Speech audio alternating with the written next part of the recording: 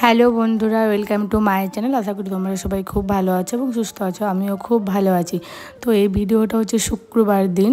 তো দেখো, এখন আমি রেডি হয়ে নিয়েছি। এখন বাজে দুপুর 3টে নাগাদ। তো আমরা খাবার দাবার খেয়ে রেডি হয়ে নিয়েছি। আর রেডি হয়ে দেখছি যে বৃষ্টি নামিয়ে দিয়েছি। তো কী আর করা যাবে, তো একটুখানি বসলাম। তারপরে দেখলাম বৃষ্টিটা কম হলো, কিন্তু যা বৃষ্টি নামিয়েছিল আমরা ভাবলাম যে আজকে আর আমরা হয়তো যেতে পারবো না। তো যাই হোক, থামিয়ে দিল বৃষ্টিটা। আর রেডি হয়ে না আবার মানে আর কি ভালো লাগে না ছাড়তে জামা কাপড়, কারণ কোথাও যাব বললে আর যদি না যেতে পারি মনটা খুব খারাপ হয়ে যায়, তাই না? তো দেখলাম বৃষ্টিটা যখন থামিয়ে গেল তখন আর কি বেরিয়ে পড়লাম আমরা। তো চলো দেখতে থাকো ভিডিওটা, আমরা কোথায় যাচ্ছি গেলেই বুঝতে পারবে। তো দেখো, আমরা চলে এসেছি এখানে রানীগঞ্জে বাঁকুড়া স্টোরে। আমরা এসেছি পুজোর শপিং করতে। এই শপিংটা হচ্ছে বাপের বাড়ির তরফ থেকে, এখনও শ্বশুর বাড়ির তরফ থেকে হয়নি, আসবো আরেকদিন। আর আজকে বাবা আসছে ওখান থেকে, আর আমরা এলাম এখানে। আর বাবা কয়েকদিন ধরেই বলছে যে জামা কাপড়গুলো নিয়ে নে, কারণ বাবা একা মানুষ, দাদা তো বাইরে থাকে। বাবা আমার শপিংটা করিয়ে দিলে নিশ্চিন্ততা। বাবা অন্যবারে কী হয়, অনেকবার আসে। তো আগের বারে এসেছিলো, টাকা দিয়ে চলে গেছিলো, কিন্তু বাবা এই কয়েকদিন আগে যখন এসেছিলো তখন বাবার কাছে আর কি টাকা ছিল না বলে বাবা বললো যে তোরা একদিন আসবি রানীগঞ্জে, আমি ওখান থেকে আসবো, তারপরে সব জামা কাপড়টা আর কি নিয়ে নিবি। আর বাবা একা মানুষ, পুজোর অনেক কাজ আছে। তো ওই জন্য বাবা বললো যে তুই যদি আগে শপিংটা করে নিস তাহলে আমি এদিকে নিশ্চিন্ত হয়ে যাব, তাহলে আমাকে আর যেতে হবে না। তো বললাম চলো ঠিক আছে, তাহলে বাবা যখন এত করে বলছে নিয়েই নি। তো তারপরে দেখো চলে এসেছি আমরা আর কি বাঁকুড়া স্টোরে। এখান থেকে আমি সবসময় আর কি শাড়ি কিনি, আগেও বিয়ের আগেও চুড়িদার পিস, মায়ের শাড়ি আমি এখান থেকেই কিনতাম। আর এই যে দোকানটা দেখছো, এখন আমরা চলে এলাম শাড়ির কাউন্টারে। তো এই দোকানটা না আগে শুধু শাড়ি আর চুড়িদারের পিস পাওয়া যেত, এখন সব কিছুই রেখেছে। এই বছর থেকে নতুন করেছে, আসলে দোকানটা অন্য জায়গায় আর কি নিয়ে এসছে। ওখানে পুরনো যেটা ছিল সেটা ছিল, আর এখানে নতুন করে আর কি করেছে বাঁকুড়ার বাস স্ট্যান্ডের দিকে করে। তো ওখানে আমরা নতুন আর কি শোরুমে চলে এলাম এখানে। তো দেখো এর মধ্যে বাবাও চলে এসেছিল, আমরা খানিকক্ষণ আগে এসেছিলাম, বাবা হয়তো বাসে এসছে, একটু টাইম লেগেছে। আর আমার শ্বশুরবাড়ি থেকে তো কাছেই আমার এই রানীগঞ্জ, তো ওই জন্য আমরা তাড়াতাড়ি চলে এসেছি।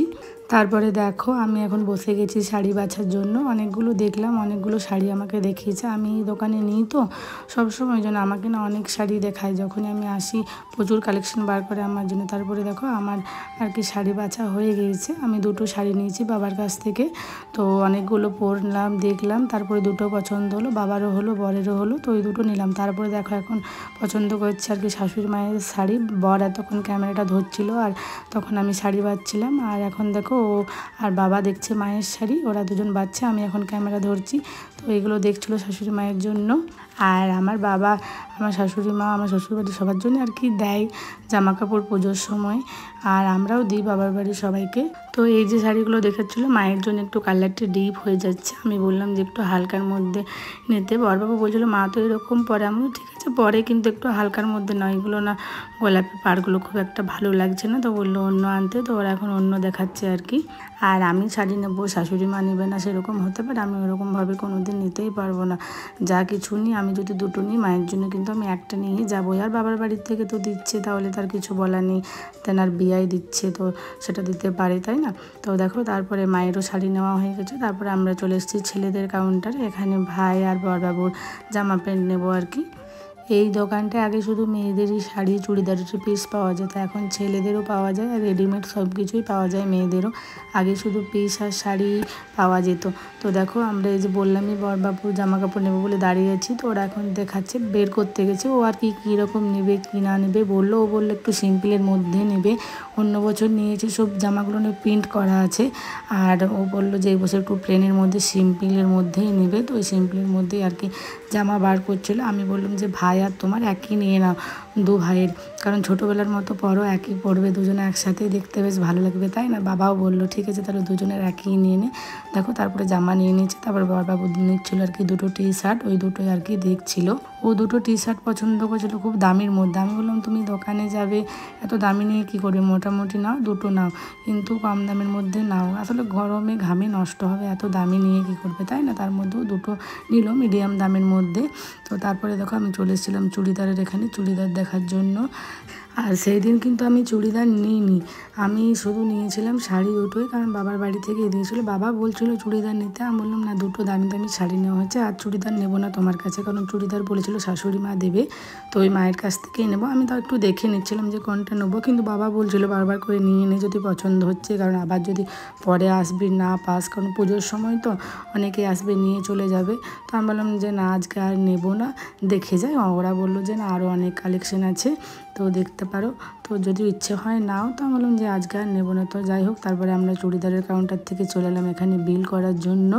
আর আমাদের তিনজনের শপিং করতে করতে অনেকটাই দেরি হয়ে গেছিলো, কারণ সন্ধ্যা হয়ে এসেছিলো। বাবা ধরো যাবে এতটা, আর বাসও নেই সন্ধ্যার পরে, আর দুটো মাত্র বাস আছে এখন, যে টাইমটা আর কি বাজছিল তার মধ্যে দুটো বাস আছে। বাবা বললে একটু জলদির মধ্যে করতে, তো বললাম ঠিক আছে চলো দেখি বিলটা করে নিই তাড়াতাড়ি। আর অন্যদিন তো আরেকদিন তো আসবো শ্বশুরবাড়ির থেকে, তখন আর কি যদি যেগুলো বাকি থাকবে সেগুলো নিয়ে নেবো। এই যে বিলের কাউন্টারে যে দাদাটা এসছে না, দাদাটার ব্যবহারটা না খুব ভালো। আগে বাকুল স্টোরের দাদাটা ছিল না, অন্য কোনো দোকানে ছিল, মোহনে ছিল বলছিল, কিন্তু দাদাটার ব্যবহারটা খুব ভালো। আর এই যে এখানে একটা আমারও বান্ধবী থাকে, আমরা আর কি কলেজে একসাথে পড়েছি, ওর নিয়ে আর কি গল্প হচ্ছিলো, ওর সাথে একটু কথা বলে নিলাম। আর রানীগঞ্জে অনেক চেনা জানা বেরোয় দোকানে টোকানে গেলে, কারণ আগে যেহেতু এখানে কলেজে পড়তাম, প্রায় অনেক দোকানেই যেতাম আর কি, বাজার করতে বান্ধবীদের সাথেও যেতাম, ওই জন্য অনেক চেনা জানা হয়ে গেছে। আর বাঁকুড়া স্টোরে তো অনেক দিন ধরেই আসছি, বিয়ের পরেও এখান থেকে শাড়ি নিয়েছি, আর বিয়ের আগেও এখান থেকে চুড়িদারের পিস নিয়েছি আর কি। তো দেখো আমাদের বিল করা হয়ে গেছে, আর আমি এরকম করে ব্যাগগুলো নিচ্ছিলাম বলে বাবা বলছিলো ব্যাগগুলো ভালো করে নিয়ে একটু ভিডিও হচ্ছে। আমি বলছি বাচ্চা তুমিও তাহলে বুঝে গেছো তাই।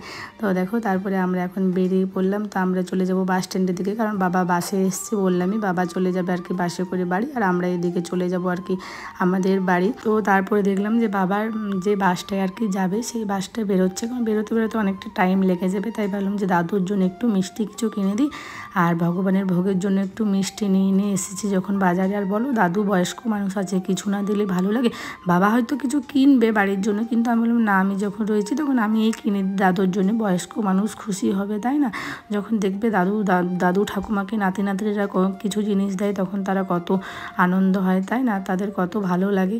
তাই বললাম যে দাদুর জন্য একটু মিষ্টি একটু নিমকি এসব আর কি কিনে দিই। বাবা বারণ করছিল, আমি বললাম না তুমি বারণ কেন করছো, আমি আমার দাদুকে দিতেই পারি। বাবা বললো যে না আমি টাকা দিচ্ছি, আমি বললাম না না, ওর নাচ জামাই যখন দিচ্ছে দিক না, তুমি কেন বলছো তাই না।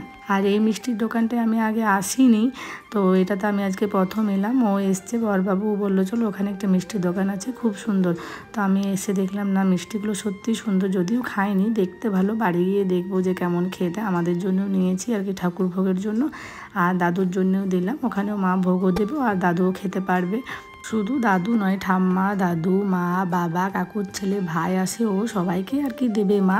দেখো তারপর বাবার বাসটা বেরিয়ে যাচ্ছিলো, আমরা বললাম চলো তোমাকে বাইকে করে বাসটা ধরে দিই। বাবা বলছিলো হেঁটে পেয়ে যাবে, আমরা না আমাদেরকেও তো ওই দিক দিয়ে যেতে হবে, তাহলে আমরাও আর কি চেপে চলে যাই। তো দেখো তারপরে আমরা সবাই চেপে চলে এলাম বাইকে করে, তারপর বাবাকে বাস ধরে দিলাম, তারপরে আমরা চলে এলাম আর কি শেয়ার হলে, এখানে ফুচকা খাবো বলে। অনেকটা লেট হয়ে গেছিলো, দোকান খুলবেও, কিন্তু তা ভালো আমি বেরিয়েছি যখন ফুচকাটা খেয়ে যাই, কারণ এখানে কাকুটা না খুব ভালো ফুচকা বানায়। আর নিরামিষ, আমি তো আমিষ খাই না, পেঁয়াজ কিছু খাবো না, তাহলে নিরামিষ এখানেই খেয়ে নিই আর কি। বরবাবু বললো যে ও ফুচকা খাবে আর টিকিয়াও খাবে, আমি বললাম ঠিক আছে চলো ফুচকাটা খেয়ে নে, আমি কিন্তু আর টিকিয়া কিছু খাবো না, তুমি খাবে, আমি কিন্তু ফুচকাই খাবো। বললো ঠিক আছে তোমাকে খেতে হয় না, তুমি আর কি যা খাবে খাও, শুধু ফুচকা খাও আর মায়ের জন্য নিয়ে নেবে। আমি বলছি ঠিক আছে মায়ের জন্য তাহলে টিকিয়া নিয়ে নিই, ফুচকা আর নেবো না। তো দেখো তারপরে আমি এখন চলে এলাম বাড়ি, বরবাবু দোকানে রয়ে গেল, দোকান খুললো আর আমাকে ওখান থেকে টোটো করে দিল দোকানের থেকে, আর আমি ওখান থেকে চলে এলাম আর কি বাড়ি। আর অবস্থা দেখো কখন বেরিয়েছি, ঘেমে অবস্থা পুরো খারাপ হয়ে গিয়েছে। যখনই দেখবে শাড়ি টাড়ি কেনা হয় মনটা বেশ আনন্দ লাগে তাই না, সবারই, আমার বলে নয় মেয়েদের ক্ষেত্রে সবারই। তো দেখো আমি এখন চলে এলাম আর কি ঘরের মধ্যে, ব্যাগগুলো নামিয়ে দিয়েছি, মাকে বললাম যে আমি আর পারছি না, আমার ভালো লাগছে না, তুমি এবারে সব দেখো আর বাগিয়ে গুছিয়ে রাখো। মা বললো এখন দেখবো না, সব রেখে দে, পরে দেখবো, এখন আর ভালো লাগছে না। তো যাই হোক তারপরে দেখো আমি চেঞ্জও করে নিয়েছি, তারপরে দেখো আমার টিউশনের স্টুডেন্টও চলে এসছে, কিন্তু ও বাইরে বসে আছে পড়বে বলে, ওকে আর আগে ফোন করতে ভুলে গেছিলাম যে আজকে পড়াবো না। যাই হোক এসেছে যখন তখন পড়িয়ে দিই তাই না। তো চলো আজ এই পর্যন্তই, দেখা হবে নেক্সট ভিডিওতে। আমি কী শপিং করেছি সব একসাথেই দেখাবো, কারণ শ্বশুরবাড়ির শপিংটা আগে করে নিই। তো চলো টাটা, সবাই ভালো থেকো সুস্থ থেকো।